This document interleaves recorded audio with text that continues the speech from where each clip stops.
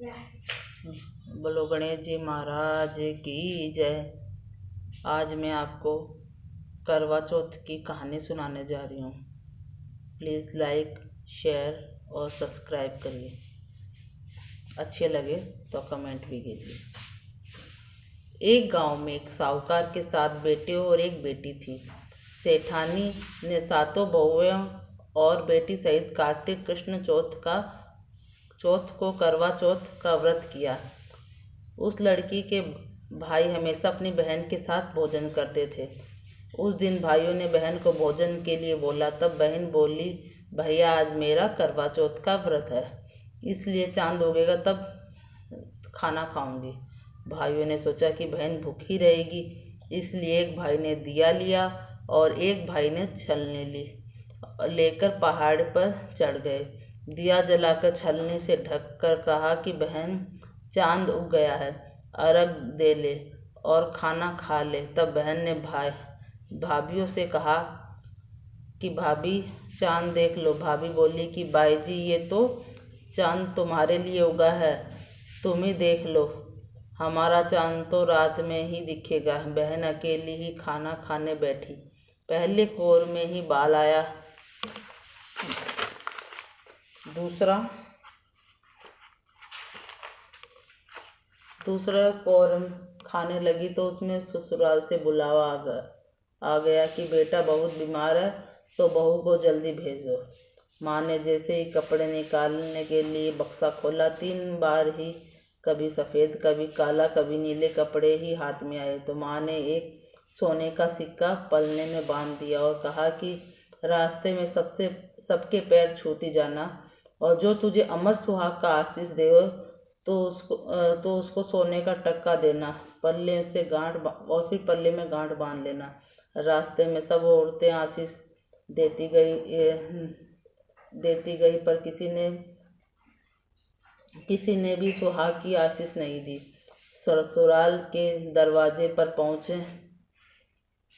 पहुंचने पर पलने में सोती हुई जेठ की लड़की झूल रही थी, तो उसने पैर छूने लगी तो वह बोली कि सीली सपूती और 7 पूत की माँ हो। यह वाक्य सुनते ही उसने जल्दी से सोने का सिक्का निकाला और उसे दे दिया और पल्ले के गांठ बांध ली।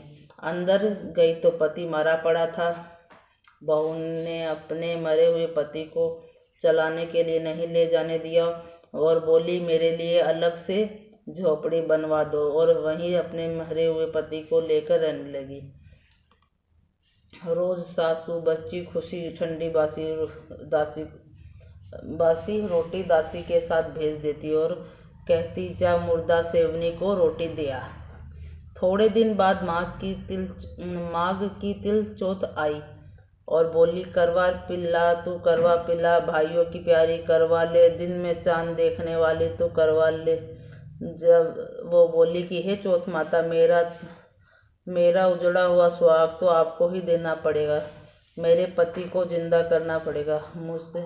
मुझे मेरी गलती का पश्चाताप है, मैं आपसे माफ़ी मांगती हूँ। तब चौथ माता बोली कि मेरे से बड़ी वैशाख की चौथ आएगी, वो तुझे सुहाग देगी। इस तरह वैशाख की चौथ आई तो उसने कहा कि भादवे की चौथ तुझे सुहाग देगी। तब कुछ महीने बाद बहादुरी चौथ माता स्वर्ग से उतरी और वही सब बात कहने लगी। तब उसने चौथ माता के पांव पकड़ लिए। चौथ माता बोली कि तेरे ऊपर सबसे बड़ी कार्तिक की करवा चौथ माता है, वह ही नाराज हुई है। यदि तूने उनके पैर छोड़ दिए तो फिर कोई तेरे पति को जिंदा नहीं कर सकता। कार्तिक का महीना आया, स्वर्ग से चौथ माता उतरी। चौथ माता आई और गुस्से से बोली, भाइयों की बहन करवा ले, दिन में चांद उगावनी करवा ले, व्रत भांडनी करवा ले। साहूकार की बेटी ने चौथ माता के पैर पकड़ लिए। वह विलाप करने लगी, हे चौथ माता, मैं नासमझ थी, मुझे इतना बड़ा दंड मत दो। तब चौथ माता बोली कि मेरे पैर क्यों पकड़ बैठी है। तब वह बोली कि मेरी बिगड़ी आपको ही बनानी है माता, मुझे सुहाग देना ही पड़ेगा, क्योंकि आप सब जग की माता हैं और आपकी अच्छा और सबकी इच्छा पूरी करने वाली हैं। तब चौथ माता खुश हुई और उसे अमर सुहाग का आशीर्वाद दिया। इतने में उसका पति बैठा हो गया और बोलने लगा कि मुझे बहुत नींद आ गई। वह बोली, मुझे तो 12 महीने हो गए, मुझे तो चौथ माता ने सुहाग दिया है। तब पति बोला कि चौथ माता का विधि विधान से उज्जमन करो। उधर ननद रोटी देने आई तो उसने दो जने के बोलने की आवाज़ सुनी तो अपनी माँ को जाकर बोली कि भाभी तो पता नहीं किससे बात कर रही है। तब सासू ने जाकर देखा कि बहू व बेटा दोनों जिम रहे हैं, चौपड़ पासा खेल रहे हैं। देखकर वह बहुत खुश हुई और पूछने लगी कि कैसे हुआ। बहू बोली, ये सब मुझे मेरी चौथ माता ने दिया है, और सासू जी के पैर छूने लगी और सास ने अमर सुहाग का आशीर्वाद दिया। दूर खड़े पति पत्नी का गठबंधन जुड़ गया और सब चौथ माता का चमत्कार मानने लगे। चौथ माता का व्रत पुरुष की पत्नी, बेटे की माँ सभी को करना चाहिए।